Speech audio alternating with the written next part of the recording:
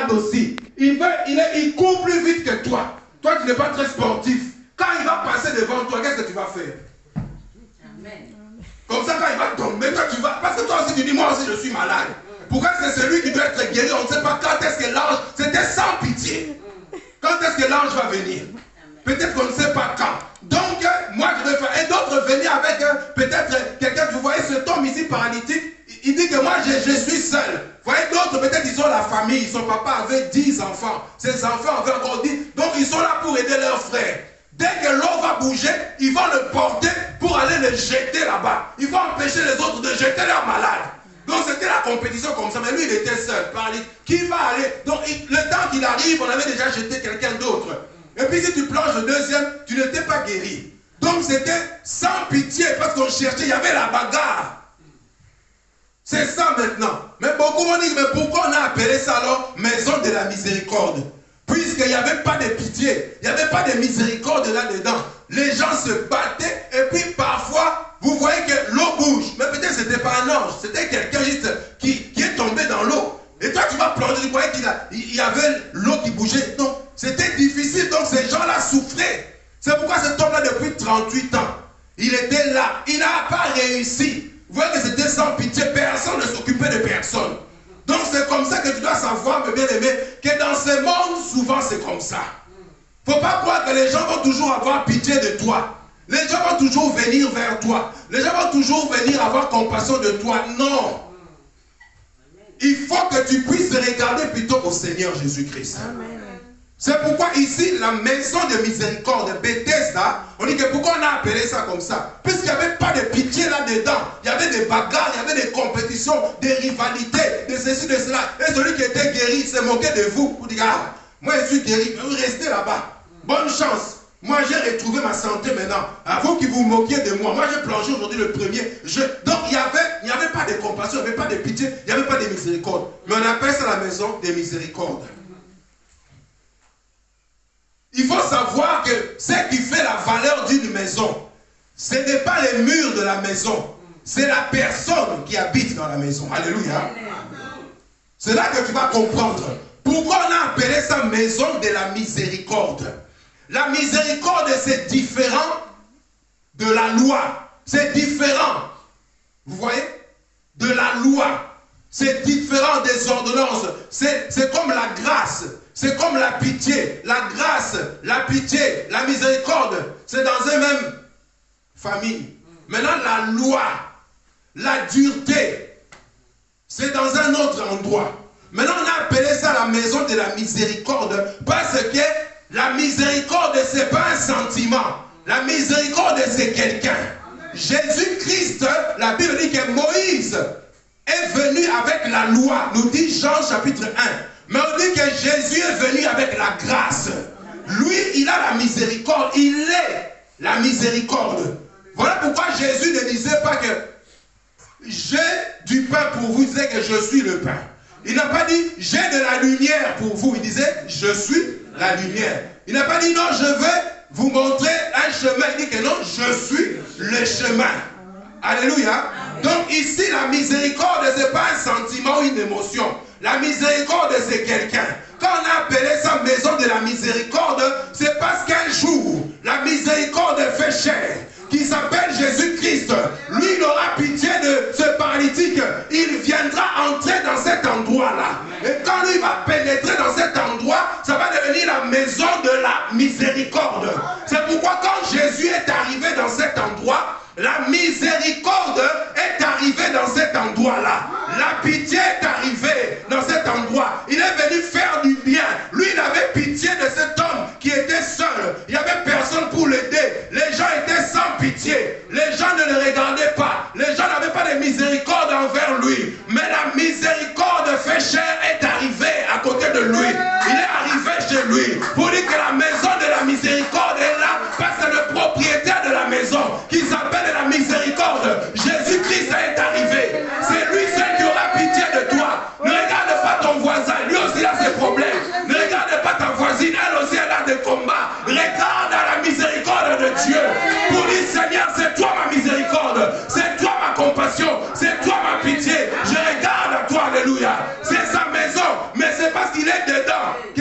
la maison de la miséricorde. Il n'y avait plus de combats, il n'y avait plus de rivalités parce que Jésus avait la guérison à gogo. Alléluia. Jésus. Alléluia.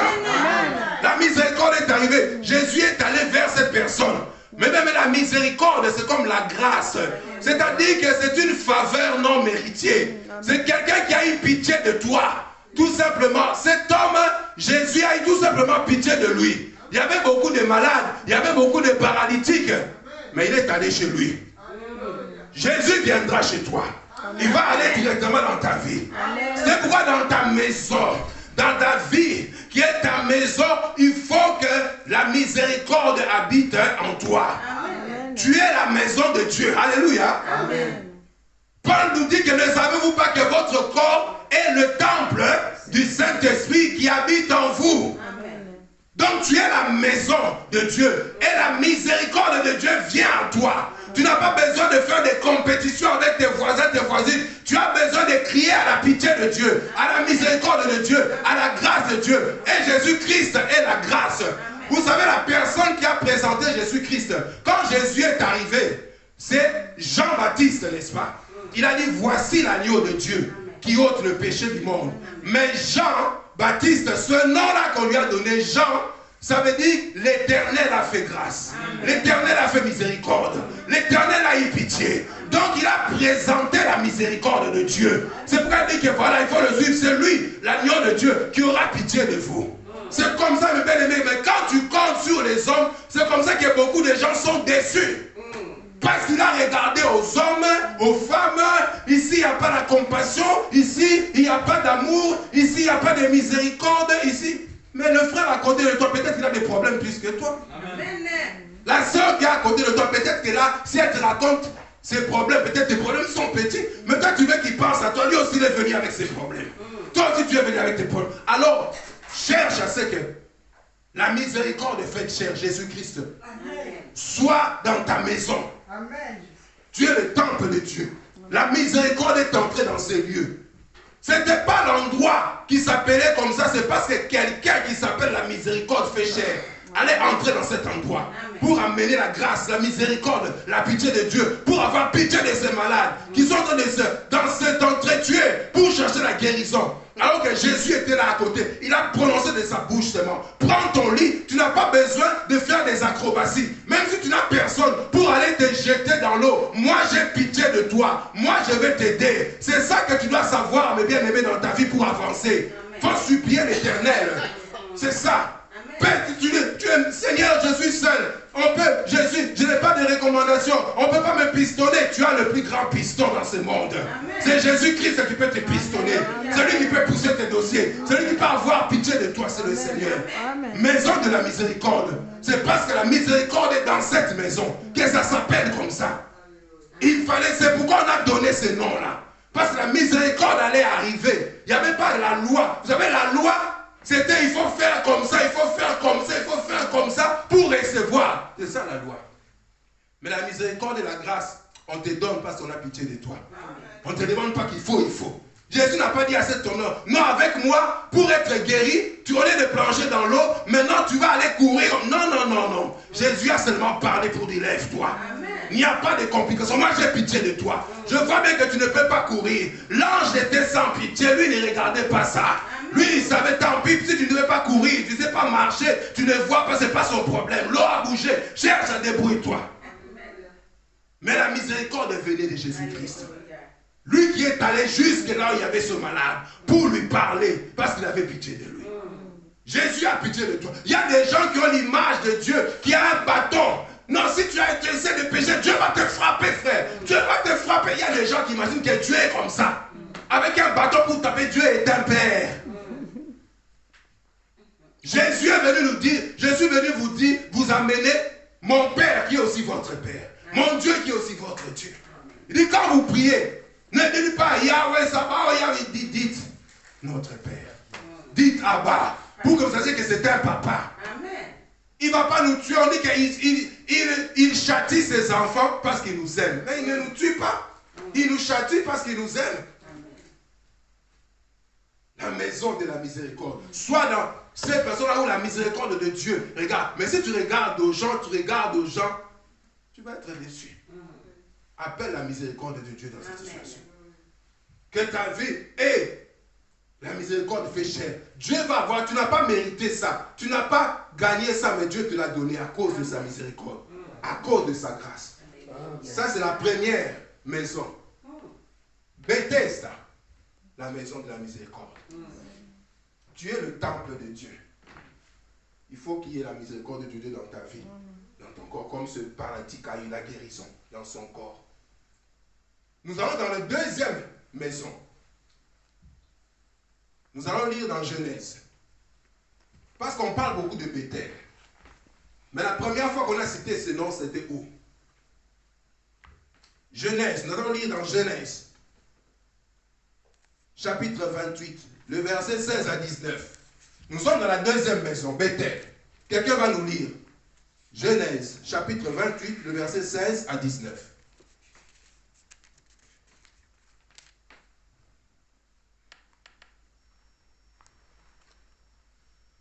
« 28 à combien? Genèse, chapitre 28, le verset 16 à 19.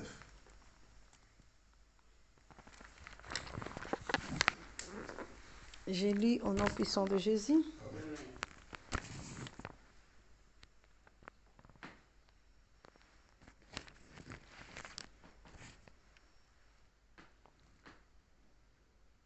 S'il vous plaît.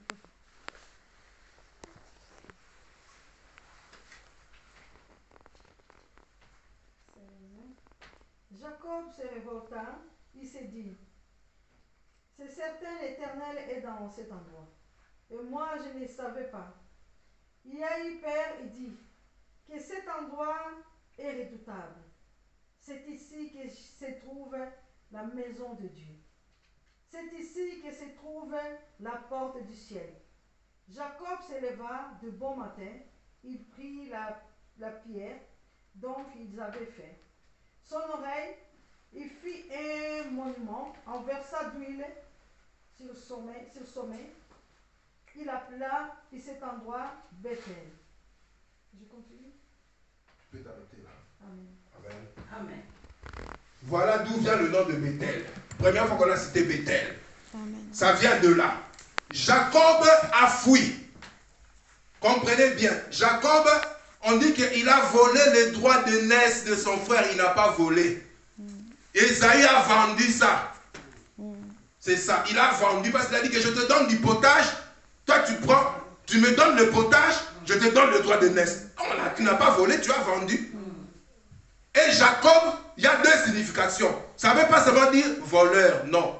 La première signification du mot de Jacob, c'est supplanteur. Ça veut dire celui qui vient à la place de l'autre. Il a supplanté son frère parce que l'autre préférait la nourriture physique à la nourriture spirituelle. Maintenant, on a béni Jacob. Isaac l'a béni. Et Esaïe venant veut le tuer. Isaac dit que ton frère est plus fort que toi. Fuis. Va te réfugier là-bas chez Laban, ton oncle. Va chercher une femme là-bas. Ne reste pas ici. Jacob est parti comme un voleur. Il n'avait pas grand-chose. Il a fui comme ça. Maintenant, il s'est retrouvé la nuit en train de dormir dans le désert. Il a pris une pierre. Il a mis la pierre par terre. Il a dormi là. Et c'est comme ça que la nuit, il a vu une échelle. Les anges de Dieu montaient et descendaient par cette échelle-là. Et Dieu a dit que je suis le Dieu de ton père, Abraham et d'Isaac. Je te bénirai. Je suis avec toi. Je ne te laisserai pas. Je ne t'abandonnerai pas. Jacob s'est réveillé. Il a dit que mais ce lieu est redoutable. Amen. Dieu était ici et moi je ne le savais pas. Donc ce lieu s'appelait avant Luz. Mais Jacob a dit à cause de la présence de Dieu dans ces lieux, j'ai changé le nom de Luz. Je vais l'appeler maintenant Bethel, qui veut dire la maison de Dieu. C'est comme ça qu'on a appelé ça la maison de Dieu. Il n'y avait pas de briques là-bas autour pour qu'on appelle ça la maison de Dieu. Non, il y avait la présence de Dieu. Amen. Voilà pourquoi on a appelé maison de Dieu. Amen. Il n'y avait pas la toiture, il était dans le désert. Amen. Mais il a appelé la maison de Dieu. Amen. Il n'y avait pas de porte là il était, mais il a appelé ce lieu maison de Dieu. Il était seul dans le désert, mais il a appelé cet endroit la maison de Dieu. Pourquoi? Pas à cause des briques, mais à cause de la présence de Dieu. Parce que le ciel était ouvert à cet endroit-là. Mon bien-aimé, l'église, ce n'est pas les beaux bâtiments. L'église, ce n'est pas la croix qu'on met au-dessus des toits.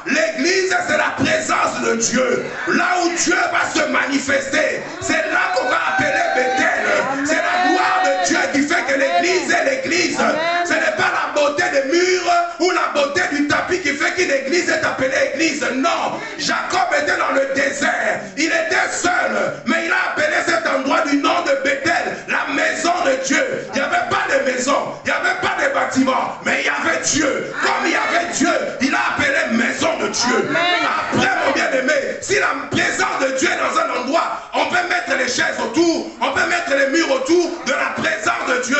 L'église, c'est là où le ciel est ouvert. Et que les anges montent et descendent parce qu'il y a la présence de Dieu dans cet endroit là-bas. Jacob a vu que j'ai vu une échelle. Et les anges montaient et descendaient de cette échelle-là. Jésus dira aux apôtres, dans Jean chapitre 1, versets 48 et 49, dit, désormais vous verrez le ciel ouvert. Et les anges de Dieu montaient et descendent sous le Fils de l'homme. C'est-à-dire que l'échelle que Jacob avait vue, c'était Jésus-Christ. Il est le canal entre le ciel et la terre. Les anges ne descendent que par Jésus et ne remontent que par Jésus. Actes des Apôtres, chapitre 4, verset 12. L'apôtre Pierre dit ceci, il n'y a qu'un seul Dieu et un seul médiateur entre Dieu et les hommes, et c'est Jésus-Christ. L'église, c'est là où la présence de Dieu se manifeste. C'est là qu'on va appeler maison de Dieu. Bethel, ce n'est pas d'abord des briques et des toitures, non. Si Dieu se manifeste dans un garage, j'irai adorer dans ce garage, parce que là-bas il y aura des miracles, des guérisons, des délivrances. Si Dieu se manifeste dans une cave, c'est là qu'on va l'appeler la maison de Dieu, parce que c'est là que la gloire de Dieu explose. J'irai adorer là-bas. Mais si vous avez des murs en or, vous avez des murs en diamant, et que Dieu est absent, je n'irai pas là-bas, parce que ce n'est pas la maison de Dieu. Alléluia. Bethel, c'est là où Dieu se trouve. C'est parce qu'il est là que sa maison est à cet endroit là-bas. Alléluia. Sache cela, mon bien-aimé. C'est comme ça que beaucoup de gens se trompent. Ils croient que c'est le nombre de gens qui vont amener les miracles. Non. Il faut que l'échelle de Jésus soit là. Et que le ciel soit ouvert. Comme Jacob a vu les cieux ouverts. La gloire de Dieu est en train de descendre. Mais sinon tu peux aller dans un stade. Tu ne seras pas guéri parce que le nombre ne guérit pas. Celui qui guérit, c'est Jésus. Celui qui délivre, c'est Jésus. Alors il faut qu'il soit là. C'est comme ça, mes bien-aimés, que vous allez voir. Vous allez comprendre pourquoi est-ce que le nom là a été changé. Beaucoup de gens, après dans la Bible, quand ils construisaient un temple, ils appelaient ça maintenant Bethel. Oh, Dieu a prophétisé par le prophète Osée. Il a dit, oh, si vous lisez le livre, prophète Osée, il dit plusieurs fois, Osée dans Amos, il dit à Israël, ne montez pas à Bethel. Oh. Ah bon? Dieu ne veut pas qu'on aille dans sa maison, non, non, non. Parce que là-bas, à cette époque là-bas, il n'y avait que des briques, Dieu n'était plus là. C'est pourquoi il a dit à son peuple, n'allez pas à Bethel. Ah bon? Oui. Parce qu'il n'y a que le nom qui est resté. La maison de Dieu, c'est là où Dieu se trouve. On ne peut pas dire que ça, c'est ta maison si tu n'habites pas là-bas. C'est que ce n'est pas ta maison. Mais là où tu vas être, c'est là où est ta maison. Là où Dieu se manifeste, c'est là est la maison de Dieu. C'est là que tu vas aller chercher la gloire de Dieu. Mais aujourd'hui, on fait plus attention à la beauté des bâtiments qu'à la présence de Dieu. Jacob était dans le désert, il était seul, il n'y avait personne. Mais il a appelé cet endroit là-bas Bethel, la maison de Dieu. Alors qu'il n'y avait pas de maison. Mais il y avait Dieu. C'est pourquoi que ce lieu va s'appeler la maison de Dieu à partir d'aujourd'hui. C'est comme ça, mes bien-aimés, que là, il a vu l'échelle ouverte. C'est là, mes bien-aimés. Ce que nous voulons, c'est que le ciel est ouvert. Et que Jésus est le contact entre le ciel et la terre. Quand vous priez, dites notre Père qui est aux cieux, que ton règne vienne. C'est-à-dire que la gloire de Dieu, tout ce qu'il y a au ciel, que ça descende ici. C'est ça l'église.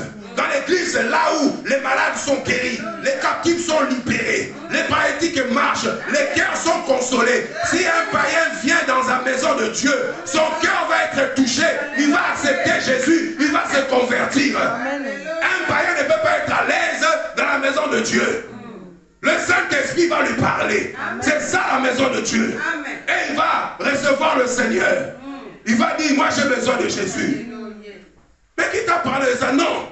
Mon cœur a besoin du Seigneur. C'est ça la maison de Dieu. C'est là où il y a la présence de Dieu. Là où Dieu se manifeste. C'est là qu'est la maison de Dieu. Mais aujourd'hui on confond. Oh non, mais ça c'est pas une église parce que c'est dans la cave. Si dans cette cave-là Jésus se manifeste, j'irai dans cette cave là-bas pour voir la gloire de Jésus, pour voir les miracles. Parce qu'on ne vient pas à l'église pour se voir et puis causer et puis boire du jus et rentrer. Non, non, non, non, non. On vient chercher la gloire de Dieu. On vient admirer la puissance de notre Dieu. On vient adorer le roi des rois, le Seigneur des seigneurs. Et c'est Jésus, sa présence qui fait la différence. Mais à des endroits où le bâtiment fait 100 mètres de hauteur, 50 de largeur, Dieu n'y est pas, c'est un monument. Ce n'est plus la maison de Dieu. La maison de Dieu, c'est là où Dieu habite.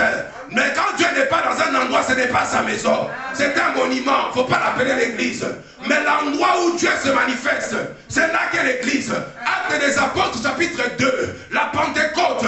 Quand le Saint-Esprit est descendu, l'église a commencé. Mais où est-ce qu'ils étaient? Ils n'étaient pas dans une synagogue. Ils n'étaient pas dans un temple. Si tu lis Actes des Apôtres chapitre 2, on dit qu'ils étaient réunis dans la chambre haute.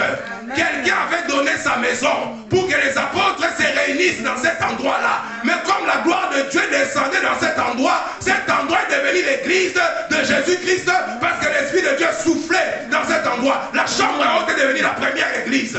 Mais il n'y avait pas de bâtiment. Mais c'était l'église parce que l'Esprit de Dieu mouvait avec gloire. Nous voulons comprendre cela. Parce que tu as besoin de cela. La beauté des murs ne te guérira pas. La beauté de la moquette ne va pas te sauver. La beauté des bâtiments, des instruments ne fera rien dans ta vie. Tu as besoin que le ciel soit ouvert. Quand nous adorons, le ciel doit être ouvert. Quand nous intercédons, le ciel doit être ouvert. Quand nous prions, le ciel doit être ouvert. Pour que la gloire de Dieu descende, mes bien-aimés. Jacob a vu les anges monter et descendre, mes bien-aimés. Les anges montaient par l'échelle qui est Jésus-Christ.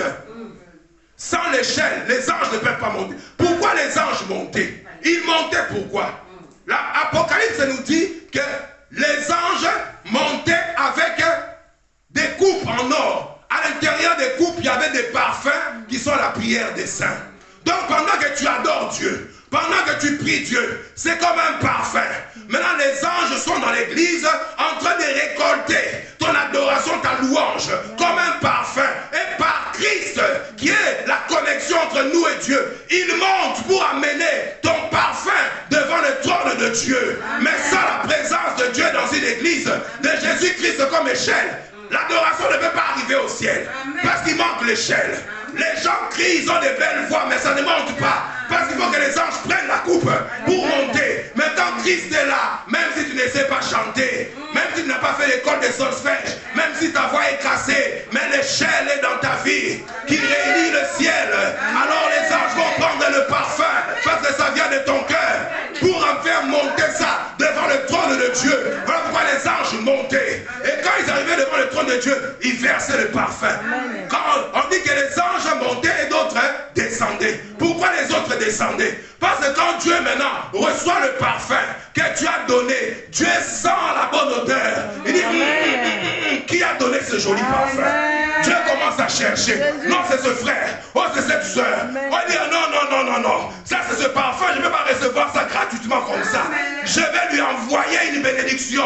Il a dit aux anges, maintenant, redescendez avec la guérison. Redescendez avec la bénédiction. Redescendez avec la délivrance. Redescendez avec la prospérité. Redescendez. Alléluia. Alléluia. Là où est Dieu, c'est là où est sa maison. Bethel, ce n'est pas un endroit, un monument. C'est Dieu lui-même. Les anges maintenant descendent pour t'amener la gloire de Dieu. C'est comme ça que quand Noé est sorti de l'arche, il a tué un animal. L'odeur est montée jusqu'à Dieu. Dieu a senti, il a dit, ça vient d'où? C'est Noé. Dieu lui a envoyé des promesses. Dieu a fait l'alliance avec lui. Dieu lui a donné l'autorité sur les animaux de la terre, la domination. Parce qu'il a fait monter un parfum, la bénédiction est descendue. Tu dois toujours être dans cette maison-là de Bethel. C'est là. Mais il y a une différence entre entrer dans l'église et entrer dans la présence de Dieu.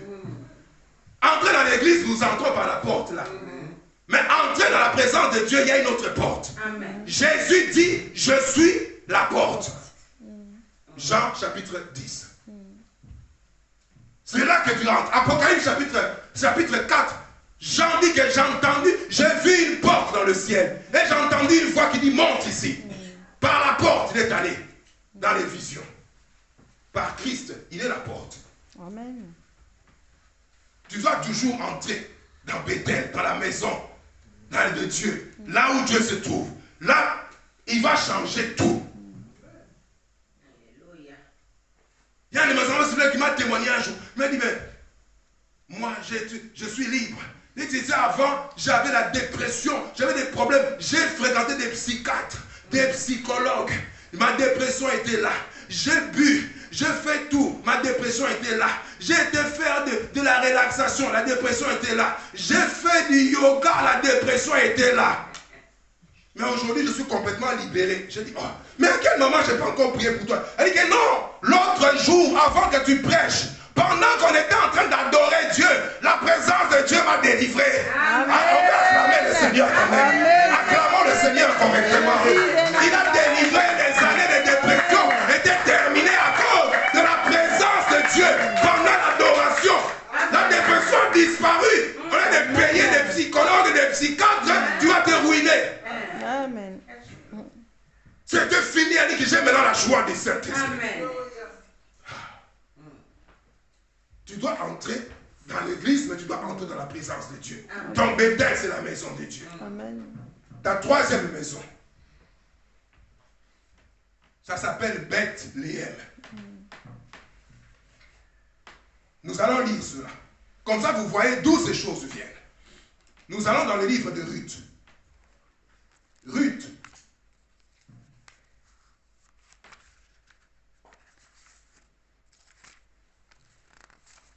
Chapitre 1. Le verset 1 à 6. Ruth, chapitre 1. 1 à 6.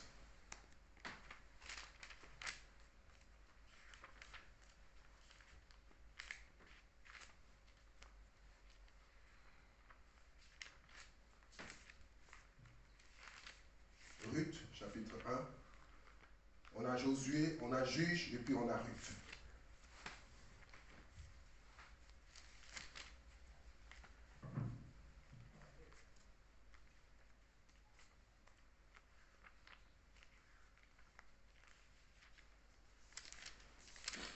Ruth, chapitre 1.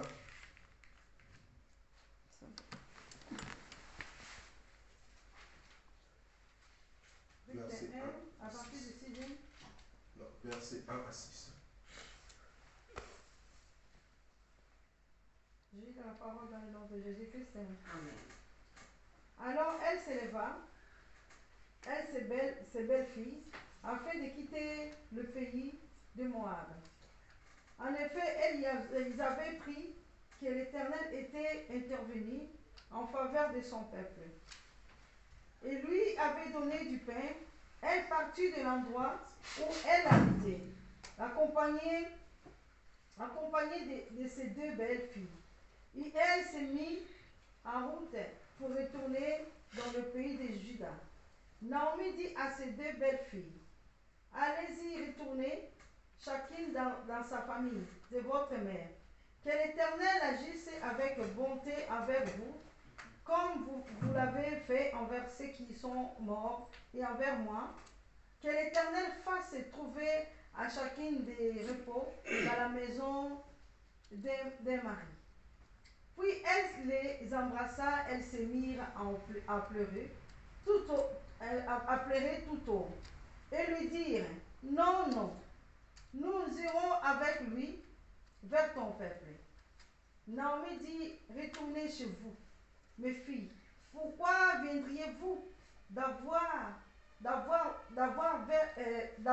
des fils qui puissent devenir vos maris? Nous allons s'arrêter là. Okay. Nous voulons voir cette histoire que certains ne connaissent pas bien. Naomi, qui avait son mari et ses enfants, qui habitait dans la ville de Bethléem. Bethléem. Quand tu entends Beth, c'est la maison. On était à Beth Saïda, la maison de miséricorde. On est allé à Bethel, la maison de Dieu. Bethléem, la maison du pain. Ça s'appelle la maison du pain. Amen. Maintenant, Naomi et son mari, la Bible dit que la famine est arrivée à Bethléem. Donc, autrement dit, la famine est arrivée dans la maison du pain. Il n'y avait plus de pain dans la maison du pain. Alors Naomi est partie avec son mari, avec ses enfants. Ils sont allés là-bas dans le pays de Moab. Parce que là-bas à Bethléem, il n'y avait plus du pain. Maintenant à Moab, là-bas, il y a eu les souffrances. Naomi a perdu son mari. Maintenant, ses enfants qui s'étaient mariés là-bas, ces deux garçons sont aussi morts. Elle est restée avec ses deux belles filles. Les années sont passées. Maintenant, elle entend que, on a lu ça au début, verset 6. L'Éternel a visité son peuple à Bethléem.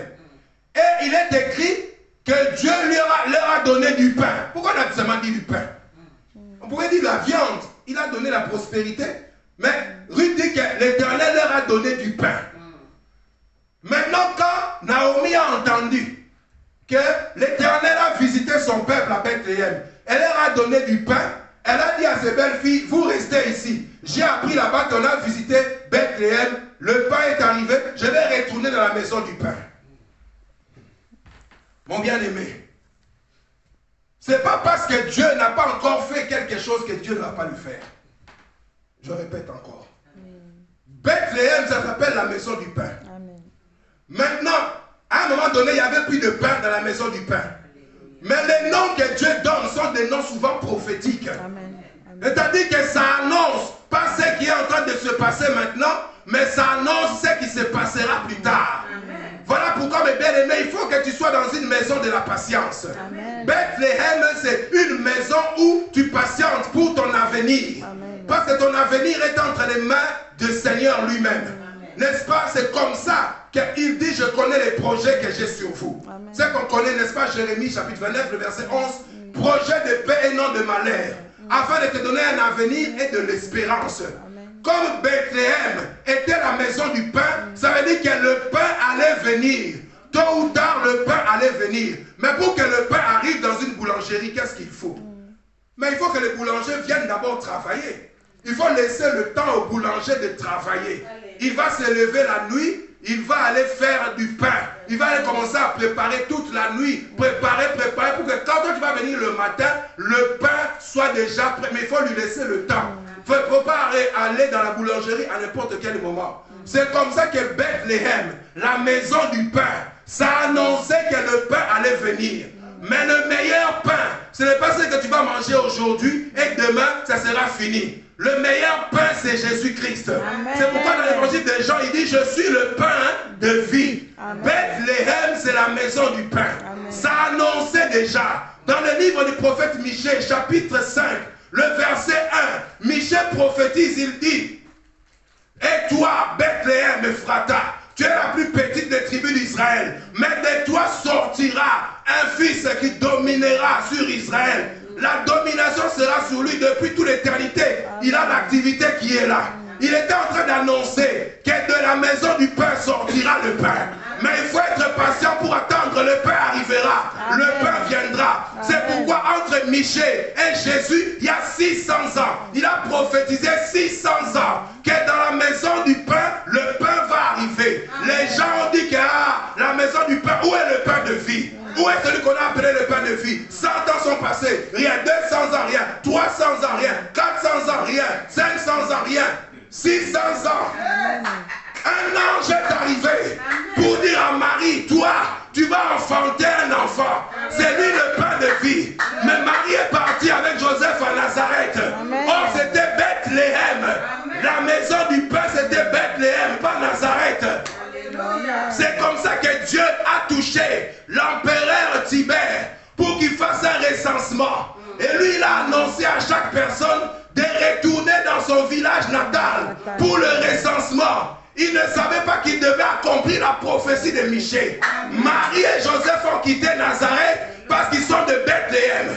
Marie est allée accoucher à Bethléem, la maison du pain. C'est là qu'on a pris Jésus. Le jour où il est né, ils étaient dans la crèche, mais la crèche on appelle la mangeoire. On a déposé Jésus là où les animaux venaient manger. C'était prophétique pour montrer que cet homme, ce bébé, va nourrir les nations. C'est lui le pain. Sans le pain, la maison du pain n'est pas la maison du pain. Alléluia. C'est comme ça, mes bien-aimés, que la prophétie s'est accomplie. Alors Naomi, elle a quitté la maison la maison du pain. Tôt ou tard, le boulanger va se réveiller. Il viendra fabriquer le pain. Pour que le matin le pain arrive. Elle est partie parce qu'elle croyait qu'elle allait trouver mieux ailleurs. Mais maintenant elle apprend que Dieu a visité son peuple. Le pain est revenu. Maintenant elle revient, mais bien aimé, ne sois pas un yo-yo. Amen. Oh, Jésus. ne sois pas un yo-yo. Alléluia. Amen. Reste avec le Seigneur. Amen. Celui qui a fait la promesse est fidèle. Amen. Ne pars pas de Bethléem parce qu'il n'y a pas encore le pain. Mais j'aimerais te dire que celui qui a fait la promesse est fidèle. Le pain viendra. Le pain va arriver. Jésus-Christ est arrivé. Il a amené la parole. Sa parole, c'est d'abord les promesses. Avant que Dieu manifeste sa bénédiction, il envoie d'abord la parole. C'est comme ça que tu dois d'abord t'appuyer. Ton avenir, appuie-toi sur la parole. Il dit, donne-nous aujourd'hui notre pain. Le pain, c'est Jésus. Jésus, c'est la parole. Donne-nous notre promesse de ce jour. Dieu a une promesse pour toi aujourd'hui. Dieu a une prophétie pour toi aujourd'hui. Même si ça tarde. Habakkuk chapitre 2, il dit si la prophétie tarde, attends-la. Car l'échéance a déjà été fixée. Elle marche déjà à son terme. Elle s'accomplira. Et elle s'accomplira certainement. Reste à Bethléem parce que c'est la maison du pain. Même si le pain n'est pas encore arrivé, attends, le pain viendra. Alléluia. Amen. Nous ne marchons pas avec ce que les yeux nous montrent, non. Nous marchons par la foi dans les promesses de Dieu. Le pain va arriver dans la maison du pain. Ton avenir sera béni. Parce que la parole a été prononcée. Amen. Naomi a fait les rêves d'aller perdre son mari, d'aller perdre ses enfants. Parce qu'elle n'a pas voulu attendre le pain. Or, ça s'appelait la maison du pain. Le pain allait arriver. Le boulanger est entré pour préparer le pain. Le vrai pain, ça prend le temps. Amen. Je ne parle pas des pains ici. Tu achètes ça le matin, le soir ça devient dur. Non. Je parle de vrai pain. Ça prend le temps qu'il faut que ça prenne. Amen. Là même si tu laisses ça, ça ne va pas durcir. Il y a des vrais et des faux. Ça prend le temps.